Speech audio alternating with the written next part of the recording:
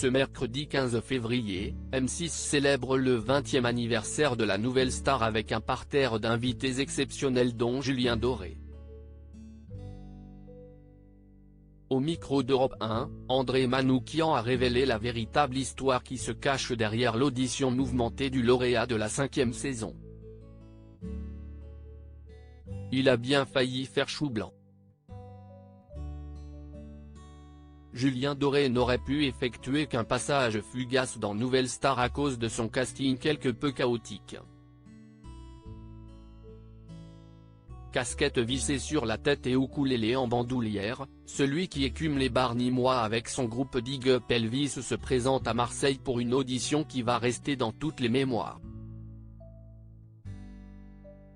D'ailleurs, pour le 20e anniversaire du télécrochet de M6, le Cévenol aux multiples disques d'or a accepté de rejouer cette scène en compagnie de Virginie Efira. Car cette dernière, qui deviendra une de ses amies proches, n'est pas étrangère à son sauvetage in extremis. Du moins, on le croyait. Les fans du programme se souviennent de l'animatrice quitter la régie pour se ruer vers ce candidat atypique en le persuadant de piocher dans son répertoire une chanson française a cappella. Marianne James venait en effet de lui souffler dans les bronches parce qu'il ne trouvait rien à interpréter sans instrument. Or, ce n'est pas tout à fait à l'actrice nommée au César 2023 qu'il doit sa seconde chance, mais à un autre membre de l'équipe, comme l'a raconté André Manoukian sur Europe 1.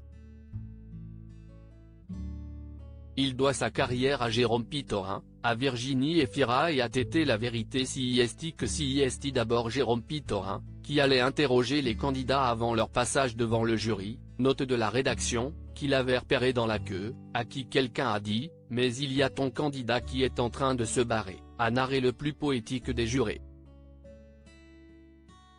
Conquis par le personnage volontairement ringard du troubadour, cet ange gardien avait missionné une jeune journaliste pour le surveiller. Dans les coulisses, CIST le branle-bas de combat. On appelle Virginie Efira pour lui dire de faire quelque chose. Elle lui parle pour le convaincre de chanter une chanson en français, mais il ne connaît pas.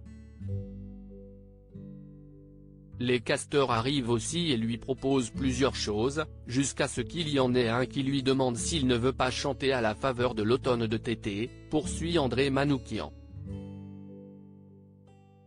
La suite n'est que douceur et maestria jusqu'à son triomphe sur la scène du pavillon Baltard. Il doit sa carrière à Jérôme Pitorin, à Virginie Efira et à Tété, du coup, conclut le musicien.